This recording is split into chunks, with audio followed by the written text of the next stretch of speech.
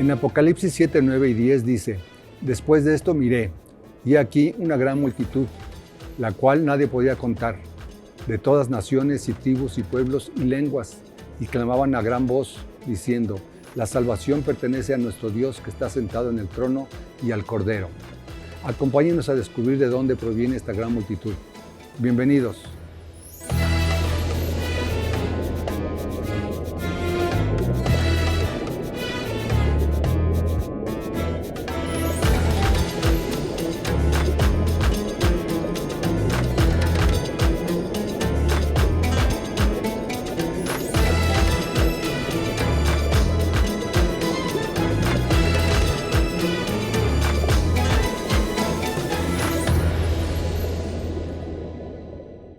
Liliana, te saludamos nuevamente. ¿Cómo estás? Muy bien, un saludo muy cariñoso para todos, un saludo muy cordial. Esperamos que hoy podamos aprender también cosas muy hermosas de la palabra. Bien, sí. Liliana, ¿quiénes son esta gran multitud que nos menciona Apocalipsis 7?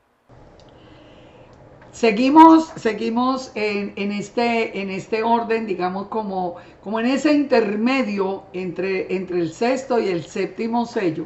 Y ahora, después del sellado, después de todo el sellado de los 144,000 como primicia que vimos en el programa pasado, hoy encontramos la revelación de la gran multitud. Vamos a leer el texto para que podamos ir entendiendo de qué se trata esta multitud. Dice: después de esto miré, y he aquí una gran multitud, la cual nadie podía contar, de todas naciones y tribus y pueblos y lenguas, que estaban delante del trono y en la presencia del Cordero, vestidos de ropas blancas y con palmas en las manos, y clamaban a gran voz diciendo: la salvación pertenece a nuestro Dios que está sentado en el trono y al Cordero. Y a todos los ángeles estaban en pie alrededor del trono, y de los ancianos y de los 4 seres vivientes, y se postraron sobre sus rostros delante del trono y adoraron a Dios, diciendo: amén. La bendición y la gloria, la sabiduría y la acción de gracias, la honra, el poder y la fortaleza sean a nuestro Dios por los siglos de los siglos. Amén. Que nos sigue diciendo: entonces uno de los ancianos habló diciéndome: estos que están vestidos de ropas blancas, ¿quiénes son? ¿De dónde han venido? Y yo le dije: Señor, tú lo sabes. Y él me dijo: estos son los que han salido de la gran tribulación y han lavado sus ropas y las han emblanquecido en la sangre del Cordero. Por esto están delante del trono de Dios y les sirven día y noche en su templo. Y el que está sentado sobre el trono extenderá su tabernáculo sobre ellos. Ya no tendrán hambre ni sed, el sol no caerá más sobre ellos, ni calor alguno, porque el Cordero que está en medio del trono los pastoreará y los guiará a fuentes de agua viva. Y Dios enjugará toda lágrima del rostro de ellos. Vamos a entrar en el análisis de este texto, que es un texto también con muchísima información. Primero que todo, tenemos que diferenciar que hay dos multitudes. Nosotros leímos y estudiamos en Apocalipsis 6, esa primera, cuando se abre el quinto sello, vimos un primer grupo que eran las almas de los que habían sido muertos por la palabra del Eterno. ¿Qué pasaba con este? Y por el testimonio. Recuerden que todo esto lo analizamos en el programa. Ahora, ¿qué pasa con ese primer grupo? Ese primer grupo son los mártires, los que murieron por obediencia al Padre y por el testimonio de Yeshua desde el principio. O sea, a lo largo de la historia, ese es un primer grupo. Ahora, en esta multitud nosotros estamos viendo que esta multitud sale ya de la gran tribulación. Esta es una multitud que fue perseguida ya en la parte final por todo el sistema de la bestia, por todo el sistema que hoy ya estamos viendo alrededor del mundo. Miremos qué pasó con esa multitud a través de al mismo Apocalipsis 21, porque más adelante nos va a dar la información de lo que sucedió con la gran multitud. En Apocalipsis 21, cuando dice que el ángel descendía del cielo con la llave del abismo y prendió al dragón, la serpiente antigua, que es el diablo y Satanás, y lo ató por 1000 años, nos dice en el verso 4, dice que lo arrojó al abismo y lo encerró y puso su sello sobre él para que no engañase más a las naciones. Pero en el verso 4 nos dice, y vi tronos, y se sentaron sobre ellos los que recibieron facultad de juzgar. Y vi las almas de los decapitados por causa del testimonio de Yeshua y por la palabra de Dios, los que no habían adorado a la bestia ni a su imagen, y que no recibieron la marca en sus frentes ni en sus manos, y vivieron y reinaron con Yeshua 1000 años. Es decir, aquí nos está aclarando que esta gran multitud que sale de la gran tribulación, esta multitud de la gran tribulación murieron a causa, como el primer grupo, a causa del testimonio de Yeshua y la obediencia a la palabra de Dios. Recordemos que estos dos puntos son fundamentales. Recordemos que viene desde el profeta Isaías.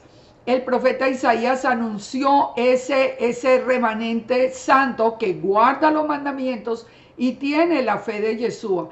Aquí también en la gran tribulación salen, esta multitud fue perseguida por obedecer la palabra del Eterno y por causa del testimonio de Yeshua.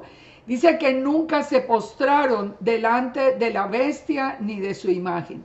Esto es un tema que vamos a estudiar más adelante, como porque venimos estudiando todo el libro. Vamos a estudiarlo, pero de todas maneras, nosotros ya desde siempre la iglesia ha tenido todo el estudio y la idea de cómo va a ser lo de la marca de la bestia, que es una profecía que nosotros ya vemos hoy más o menos cómo se puede cumplir. Pero dice que no adoraron a la bestia, no recibieron la marca en sus frentes, por eso fueron decapitados y vivieron y reinaron con Yeshua por 1000 años. Es decir, ellos resucitan, pero resucitan para reinar durante el milenio de paz. Ahora analicemos la gran multitud. Nos dice que es de toda nación, de toda tribu, de todo pueblo y de toda lengua. Fíjense que cuando la escritura nos hace un detallado como tan minucioso, porque hubiera podido decir de toda la tierra, pero es que aquí nos está diciendo de toda nación, tribu, pueblo y lengua. ¿Qué pasa ahí? ¿Qué es lo que nosotros tenemos que entender? Nosotros tenemos que entender que es el final del plan del Eterno, de ese plan perfecto del Eterno que hemos venido estudiando. Recordemos que el Eterno le hizo una promesa a Abraham. Le dijo que él sería el padre de una nación que sería apartada del mundo, que es la nación de Israel. La promesa era que la simiente de Abraham o la semilla de Abraham iría hasta lo último de la tierra. Y esto sí que es importante entenderlo. La palabra semilla es la palabra esperma, es decir, como que la genética misma de Abraham iría hasta lo último de la tierra. ¿Cómo el Padre hizo el plan para que esto pudiera ser posible? Porque ¿cómo es que una persona puede tener descendientes en toda tribu, lengua, nación? Pues a través de dividir el pueblo entre la casa de Israel y la casa de Judá. La casa de Judá que permanece con el Padre, la casa de Israel que se va al mundo. Ya sabemos, lleva esa semilla hasta lo último de la tierra. Por eso siempre les hemos insistido. Entender el tema de las dos casas de Israel es clave para entender toda la escritura. Ahora, entonces ya vimos ese primer punto. La gran multitud sale de todas las naciones, de toda tribu, de toda lengua. Lo segundo, están en este momento delante del trono y en la presencia del Cordero. Aquí nosotros tenemos que recordar, y no podemos entrar en mucho detalle por cuestión del tiempo para dar el contexto del tema, pero es importante recordar que Yeshua nos dijo a nosotros que los que creíamos en Él pasábamos de muerte a vida. Fíjense que aquí está hablando de que fueron decapitados, pero aquí están delante de la presencia del Cordero, delante de la presencia del trono. Aquí también tenemos que recordar el tema que hemos también estudiado, que es el tema de Elejad.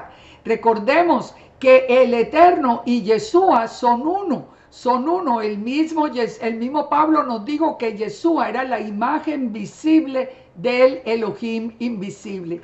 Así que todo esto nos lleva a nosotros como a poner todos los textos que hemos aprendido de las Escrituras y a saber que nosotros, aunque muriéramos, no nos quedamos sin esperanza. Inmediatamente seríamos llevados a estar en la presencia del Cordero. Ahora, en el verso 10 nos dice que clamaban a gran voz diciendo: la salvación pertenece a nuestro Dios que está sentado en el trono y al Cordero. Recuerden que esta multitud está ya en la presencia del Eterno, está con palmas en las manos. ¿Qué representan esas palmas?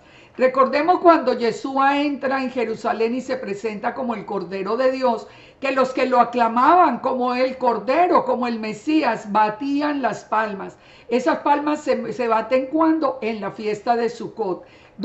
¿Cuándo nació Yeshua? En la fiesta de Sukkot. O sea, todo lo vamos ya como resumiendo al final en esta adoración que se hace al Cordero por parte de esta multitud.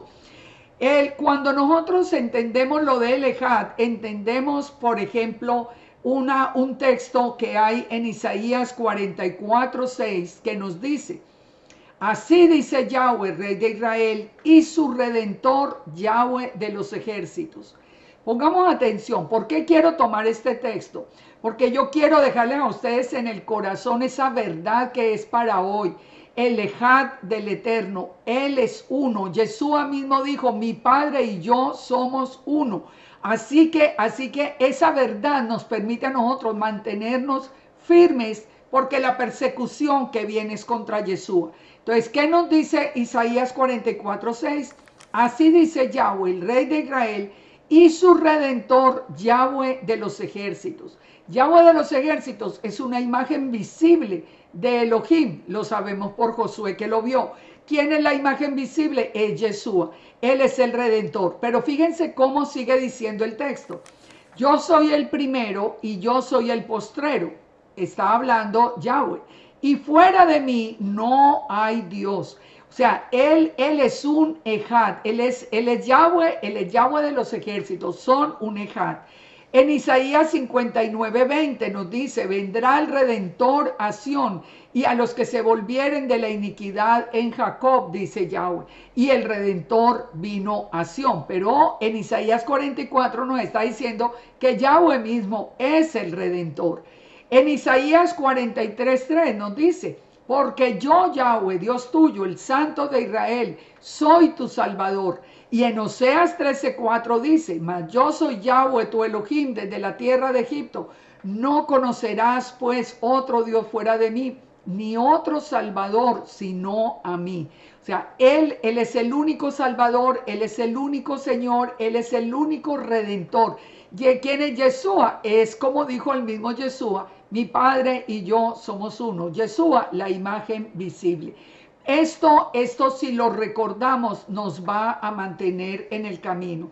Sigamos entonces analizando el texto. Volvamos al texto completo y analicemos acá. Ya la multitud aclamó: alejad del Eterno, y sigue diciendo en el verso 11: y todos los ángeles estaban de pie alrededor del trono y de los ancianos y de los 4 seres vivientes, y se postraron sobre sus rostros delante del trono y adoraron al Eterno, diciendo: amén. Y miren estas palabras tan hermosas: la bendición, la gloria, la sabiduría, la acción de gracias, la honra y el poder y la fortaleza sean a nuestro Dios por los siglos de los siglos. Amén. Dice que entonces uno de los ancianos habló diciendo, esos que están vestidos de ropas blancas, ¿quiénes son? ¿De dónde han venido? Y yo le dije, Señor, tú lo sabes, son los que han salido de la gran tribulación y han lavado sus ropas y las han emblanquecido en la sangre del Cordero. ¿Cómo nos habla más la escritura de este tiempo de la gran tribulación? Fíjense que lo llama en Jeremías 30, lo llama el tiempo de angustia de Jacob. Siempre cuando hacemos la conexión con el Antiguo Testamento, no, digamos el entendimiento que tenemos de cada una de estos eventos es mayor. Jeremías 37 nos dice, cuán grande es aquel día, tanto que no hay otro semejante a él, tiempo de angustia para Jacob, pero de ella será librado. ¿Qué vimos en el programa anterior? El sellado para protección. ¿Qué vimos? ¿Por qué los iban a sellar? Porque se habían mantenido en obediencia, porque tenían el testimonio. Hay unos que deben morir, eso está en la voluntad del Padre. Me imagino que lo que ha pasado con los mártires, con la muerte de un mártir, son muchísimos los que vienen a la fe del Eterno. Pero aquí la gran mayoría, la gran multitud va a estar protegida. Entonces nos dice en el verso 3, he aquí que vienen días, dice Yahweh, en que haré volver a los cautivos de mi pueblo Israel y Judá, ha dicho Yahweh, y los traeré a la tierra y la disfrutarán. Esto ya es inmediatamente posterior, el tiempo ya final, el del regreso. Ahora, pero hablando del tiempo de angustia de Jacob, fíjense cómo nos lo relata el Eterno a través del profeta Jeremías. Dice, hemos oído voz de temblor, voz de espanto y no de paz. Inquirid ahora y mirad si el varón da luz, porque he visto que todo hombre tenía las manos sobre sus lomos, como mujer que está de parto, y se han vuelto pálidos todos los rostros. Cuán grande es aquel día, tanto que no hay semejante a él. Tiempo de angustia de Jacob, pero de ella será librado. En aquel día, dice Yahweh de los ejércitos, quebraré el yugo de tu cuello, romperé tus coyundas y extranjeros no los volverán a poner más en servidumbre. Es decir, va a ser esa gran tribulación, va a ser un periodo de tiempo muy, muy asustador. Dice que aún los rostros más fuertes se palidecerán. Pero si nosotros tenemos la seguridad de la fidelidad del Eterno, nos dice que de eso seremos librados.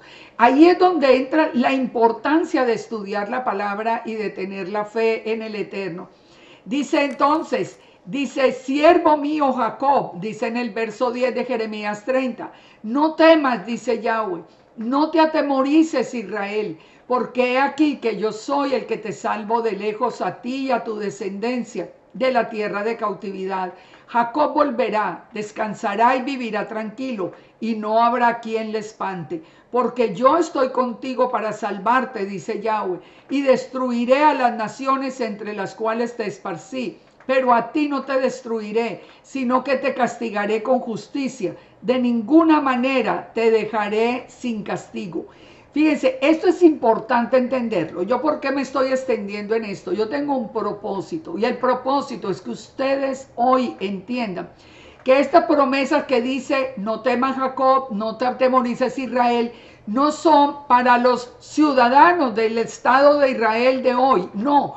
Es para todos nosotros que el Padre ya nos ha revelado que somos la casa de Israel, a los que Yeshua vino a buscar. Ahí estamos nosotros. No porque tomemos un texto y lo apliquemos, es porque el Padre nos trajo a conocer nuestra verdadera identidad como estaba anunciado.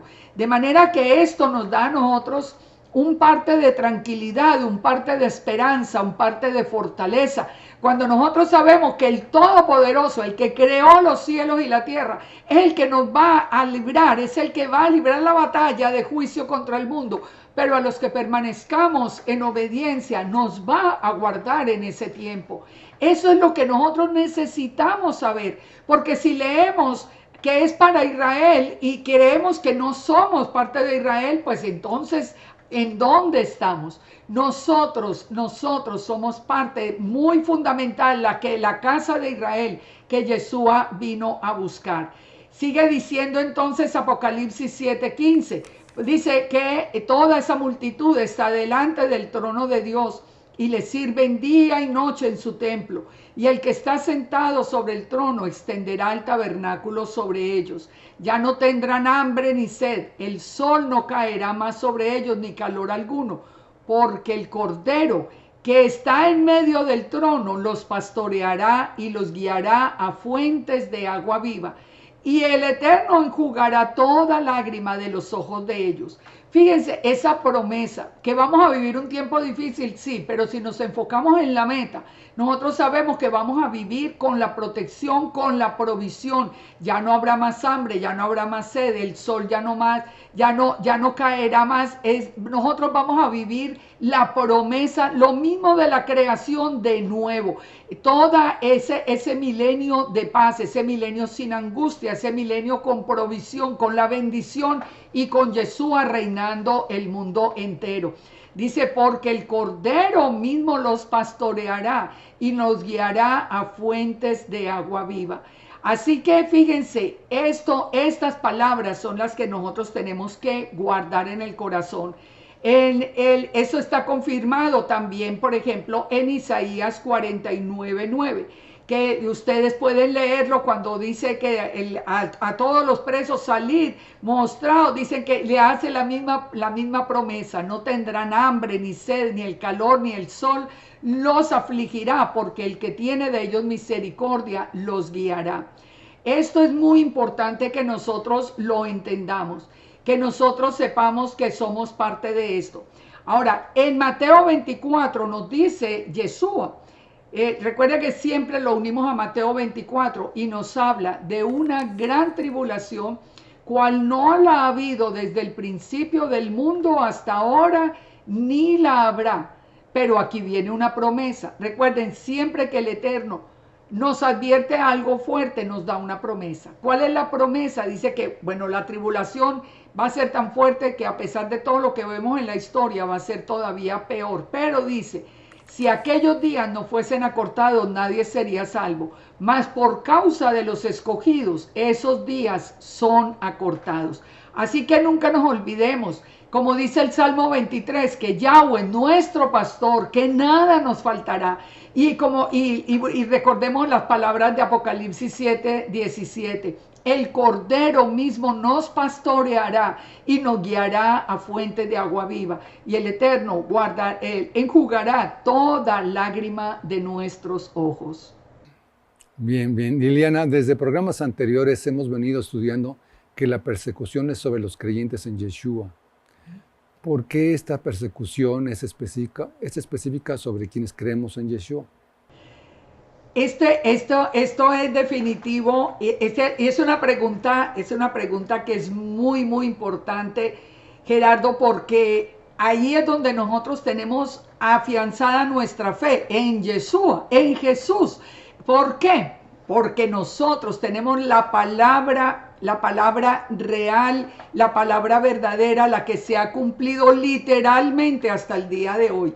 ¿Quién es Yeshua en las Escrituras? Recordemos que aparece inclusive como la luz del primer día. Él salió del Padre. Yeshua dijo que yo de mi Padre he salido. Él sale como la luz del primer día.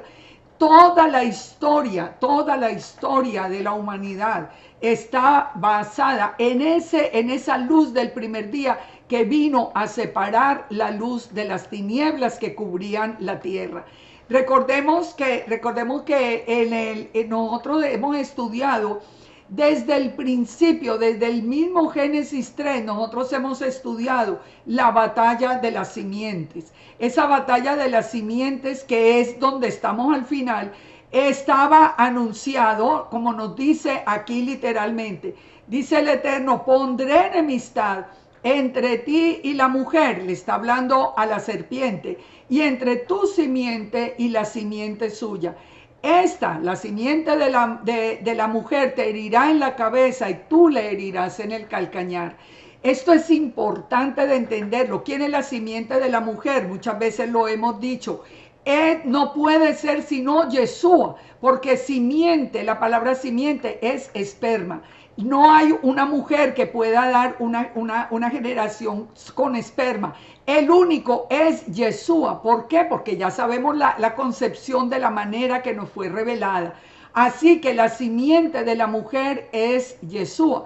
Y la batalla es contra la simiente de la serpiente, que es Satanás, que tiene toda la autoridad sobre la tierra. Estamos en el fin de esa batalla. Y por eso la batalla es el antimesías, la serpiente antigua, Satanás, contra Yeshua, que es la simiente de la mujer.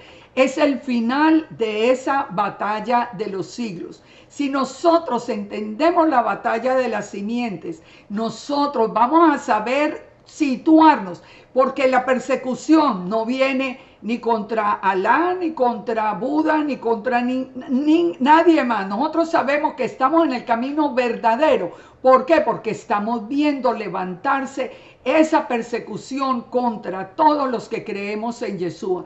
Y ese es el privilegio que tenemos nosotros, los de la iglesia, los que hemos creído en Yeshua, a los que Yeshua nos encontró, no vino a buscarnos. Recuerden, el mismo Yeshua dijo: yo solo vine a buscar las ovejas perdidas de la casa de Israel. Yeshua nos encontró. Yeshua, la persecución es contra Yeshua, porque es el final de la batalla de las simientes. Y eso es una historia desde Génesis hasta Apocalipsis que hemos venido estudiando. Bien, Liliana, continuaremos con el estudio de Apocalipsis en el próximo programa. Vamos a seguir con cada uno de estos capítulos, pero yo quisiera aprovechar este momento y hacerles a ustedes una sugerencia. Por favor, vayan otra vez, si ustedes no han visto los primeros estudios, vayan a través del app, vayan a través de YouTube, vayan a través de cualquiera de los donde está el programa. Vuelvan, revísenlo desde el principio, porque cuando nosotros entendemos en el contexto el plan del Eterno, ahí es cuando nosotros tenemos fortaleza y la fe que necesitamos para atravesar este tiempo final. Bien, perfecto. Shalom, shalom.